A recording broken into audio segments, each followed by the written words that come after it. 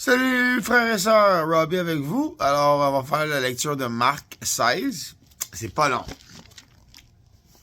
Marc 16, vous voyez là.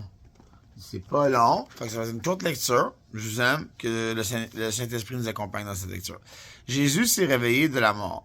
Ouh, c'est fun. Quand le sabbat est fini, Marie de Magdala, Marie la mère de Jacques et Salomé achètent des huiles parfumées pour aller les mettre sur le corps de Jésus.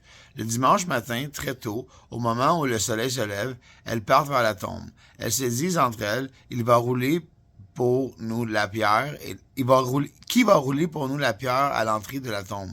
Mais les femmes regardent et elles voient qu'on a déjà roulé la pierre. Pourtant, elle est très grande. Elles entrent dans la tombe, elles voient un jeune homme assis à droite en vêtements blancs.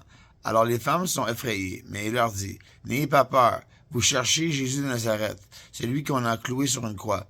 Il s'est réveillé de la mort. Il n'est pas ici. Voici l'endroit où on l'avait mis. Maintenant, allez dire à Pierre et aux autres disciples, Jésus vous attend en Galilée, vous le verrez là-bas, comme il vous l'a dit.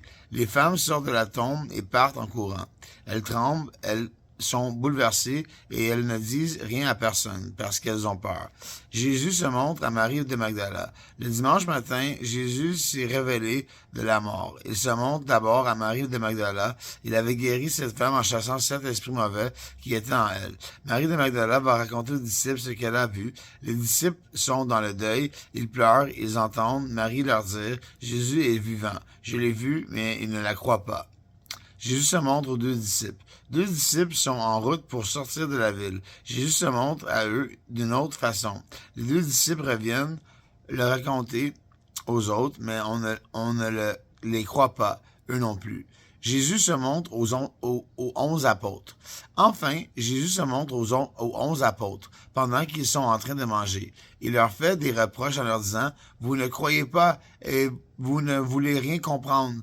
Vous n'avez pas cru ceux qui m'ont vu vivant. » Ensuite, Jésus leur dit, « Allez dans le monde entier, annoncez la bonne nouvelle à tous. Celui qui croira et sera baptisé, celui-là sera sauvé. » Vous voyez? Celui qui ne croira pas, celui qui croira et sera baptisé, celui-là sera sauvé. Celui qui ne croit pas, celui-là sera condamné. Et ceux qui croiront, voici comment ils montreront la gloire de Dieu, en mon nom. Ils chasseront les esprits mauvais, ils parleront des langues nouvelles. Zagraba, jagraba, zagraba, dagraba. Ils pourront prendre des serpents dans leurs mains, et s'ils boivent du poison, cela ne leur fera aucun mal. Ils poseront les mains sur la tête des malades, et les malades seront guéris. Après que le Seigneur Jésus leur a dit cela, il est enlevé au ciel, et il s'assoit à la droite de Dieu. Les disciples partent pour annoncer partout la bonne nouvelle. Le Seigneur travaille avec eux et leur donne le pouvoir de faire des choses étonnantes. De cette façon, il montre que les paroles des disciples sont vraies. Amen. C'est la fin de Marc 16. Que Dieu vous bénisse. À la prochaine lecture.